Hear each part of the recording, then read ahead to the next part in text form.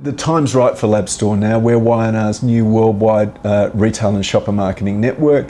And I think, for both brands and retailers, there's a realisation now that it's not just about consumer marketing, it's about retail and shopper marketing, and about, as Brian Ferns, our creative director, says, about not just inspiring people to believe in a brand, which was what consumer marketing has done very successfully for the last 50 or 60 years, but about inspiring people to choose, to make a choice, to make a purchase.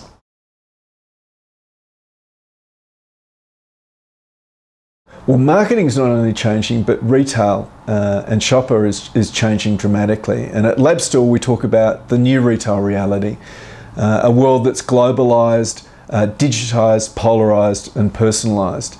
Globalised, of course, because we're seeing retailers march across the globe.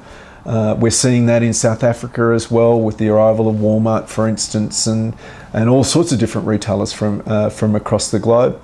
We're also seeing barriers come down with the internet, of course. In terms of digitisation, it's not only digitisation of channels to market, but also digitisation of product. Anything that can be turned into bits and bytes is being done so. Music, movies, books, and more, services as well.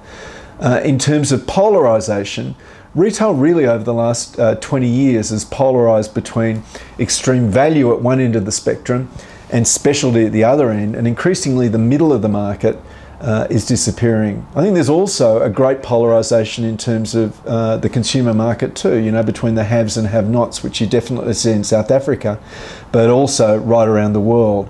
And lastly, we're seeing a big trend to personalisation that's driven by data, of course. It's about understanding consumers and shoppers' preferences, but it's also about personalisation of product, customisation of product. I think increasingly customers and shoppers want bespoke solutions. We're seeing some very, very interesting data out of the US at the moment, and I think this is a bit of a leading indicator for what's happening around the world. Kantar Retail, which is part of our extended family of agencies, does a Shopperscape survey once a month where they interview 4,000 shoppers. And they've done that for a number of years. And what they've actually found is that in terms of the total number of stores that shoppers are visiting, it's declined quite markedly over the last few years, from about 12.7 stores visited per month in 2008 to about 10.7 today. And that your absolute favourite stores that shoppers are going to has also declined from about 5.7 in 2008 to 5 today.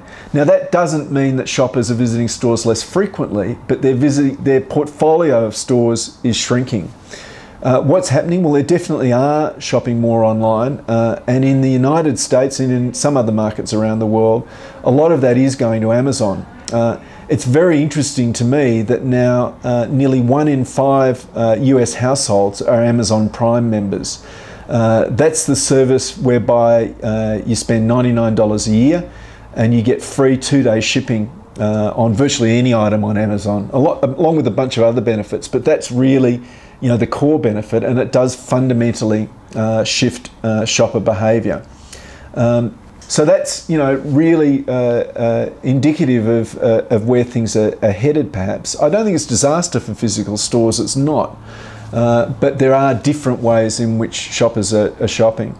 The other piece of data out of the US, which I think is interesting too, is that marketers these days can gain significant benefits by embracing the full path to purchase.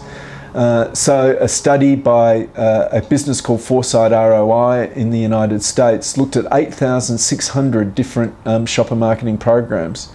And what they found was that if you activated the path to purchase both pre-store and in-store, and not one or the other, you got a 21% better return on investment than if you purely did pre-store or purely did in-store. So I think there's a real solid case now to say, let's consider the totality of the path to purchase and not just individual elements.